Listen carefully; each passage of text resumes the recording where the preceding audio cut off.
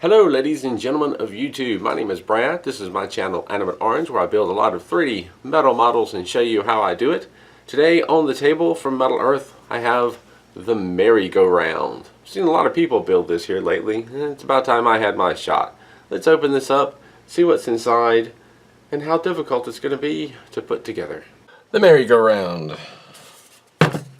Now you might have this in a newer package. This is an older model and an older packaging. I've been sitting on it for a little while.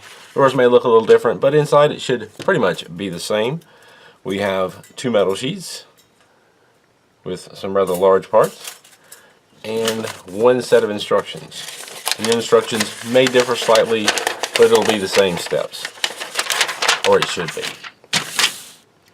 We have here on page 1 at the front a line drawing of the model and one of the sheets of sheets of metal, and we have a little bit here about insertion tabs, fold lines, and insertion holes, and one of the parts as an example. Little needle nose pliers are helpful for assembly. And here we have the legend, which may be a little bit different. If you have a newer model, it may have some extra things, but this is really simple. The blue circle, when you see that, and the directions by a connection point such as this, it means to insert the tab and fold it over 90 degrees. Green triangle, such as this, means to insert the tab and twist it 90 degrees. And if you pull and twist or pull and screw, as this suggests, it makes for a tighter connection. And then down here, we have the two metal sheets, and they have some color coding to them, which is really nice. And I'll grab that particular sheet this time. Let's see, is that correct? Not quite sure. Kinda almost looks like this could be flipped either way. No, not quite. That's it. Alright. So we have numbers marking the different parts. So those are the part numbers and showing you which one is which part number. And you'll notice we have these two parts here shaded the same color, and only one of them is marked. Basically, this is part 13, and so is this. They're identical parts. They're used in two places. They only mark it once, makes for less of a mess around the part. I like that they do that. Here we have these two yellow pieces. This one is not marked, but this one is part 16. Both of these are part 16. Here's 11. Both of these are part 11. So that helps ease the confusion and find the parts a little easier in my mind. I like that they do that now. Now if we move over past this to the next sheet, to page 2, we have the start of the assembly flowchart. Starting with part 1, and we fold this around in a half circle, and actually it's part 1 times 2, so there's two part 2s over here, or part 1s, and you fold them both in half and connect them together and make this center column. Over here is part 2. You curl that around, add it to the two part 2s, and end up with that. Come down here to part 3, add that on top, get that, and you just continue on adding in these parts and following the arrows to end up with whatever is shown. You get to the bottom, flip over to page 3, continue adding on the parts and following the arrows, doing little sub-assemblies, putting things together, and then on to part 4. You're almost done. You follow this around. This is this part. Go around here. This is a little sub-assembly and adds on right here. Come down here and add all this together and end up with that. Down to 16. Put these two together, add it on the top, and you are finished with your model. Let's take a moment to talk about the tools that I use. This is my standard set that I use in most every build. I have long needle nose pliers and flat nose pliers, useful for a variety of different things. I have flush clippers that I use to cut the parts off the trees. It makes it quick and easy. And then I have some precision tweezers, one with a very pointed end, one that's had the pointed end ground down slightly, and one with a flat, sort of curved end, great for getting into curved areas. And then I have a standard set of tweezers with an angled tip. These come in one of the Iconics models, and I love them and use them a lot.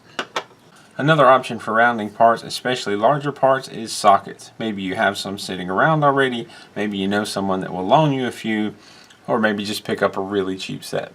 I have a sculpting set here that I occasionally use, and they have all kinds of different shaped ends on them. Some flat, some angled, some spoon. There's a couple of hooks. They're useful for reaching in and bending and pushing and pulling tabs and shaping parts from the inside. We've looked over the instructions, we've got our sheet, some tools to get us started. Let's put this together.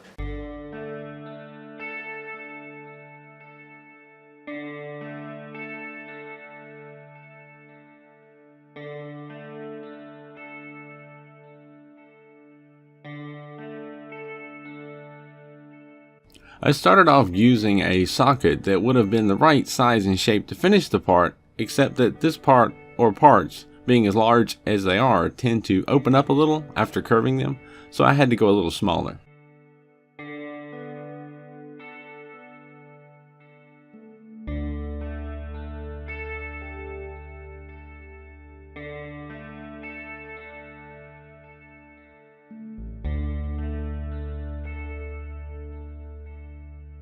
I twisted the first set of tabs to hold everything together, but the second set I'm bending over. It's easier to bend them over now that the circle is closed up than it would be to try and twist them.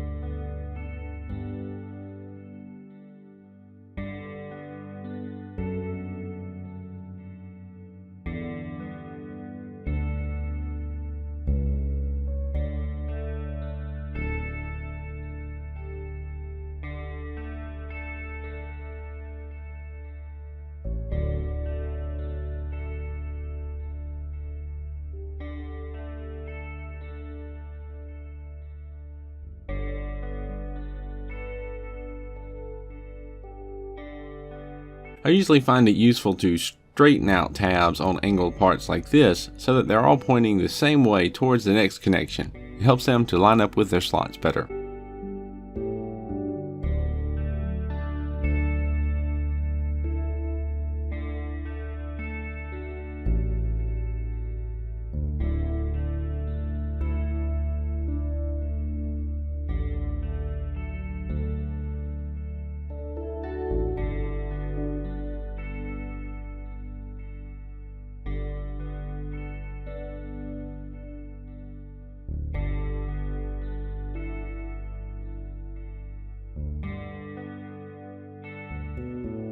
It was difficult to hold the horse in place on the upper part with just one hand while trying to twist the tabs with the other.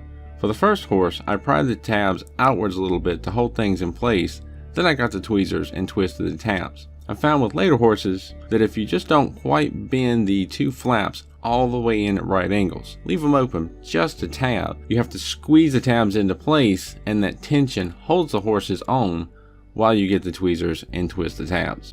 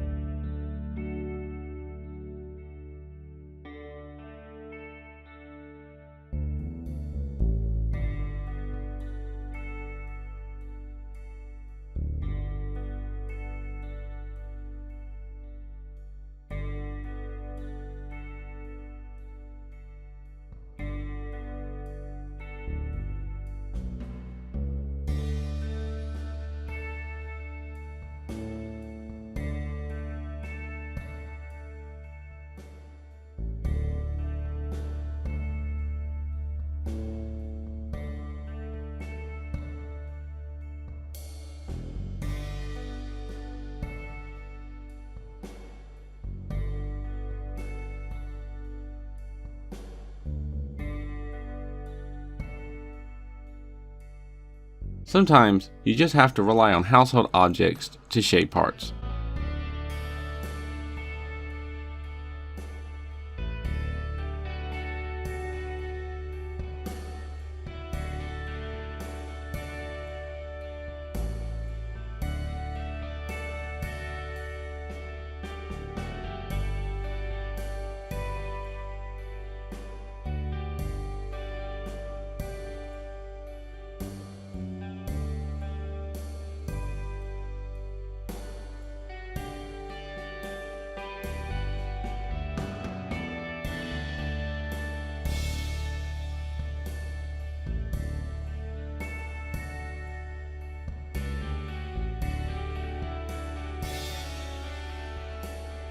Be careful here to use the correct slots. There are 4 slots that are for the upper roof piece that goes on later. These 4 slots are just slightly farther out from center than the ones you want to use here.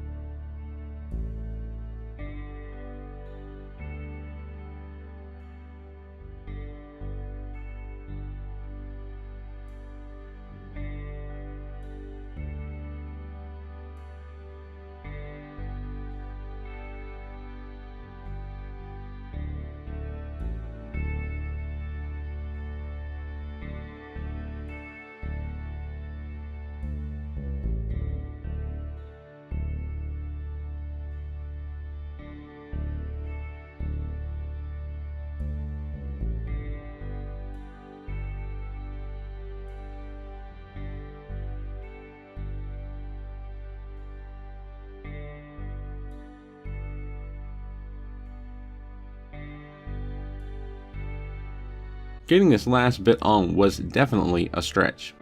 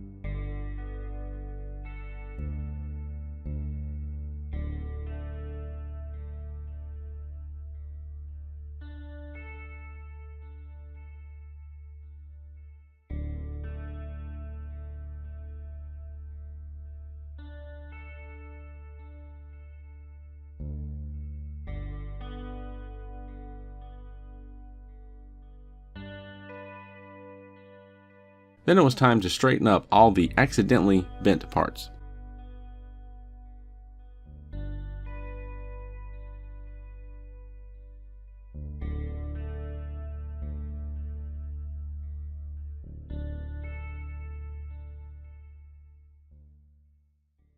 The merry-go-round, all finished and done. Pretty simple model, fairly straightforward.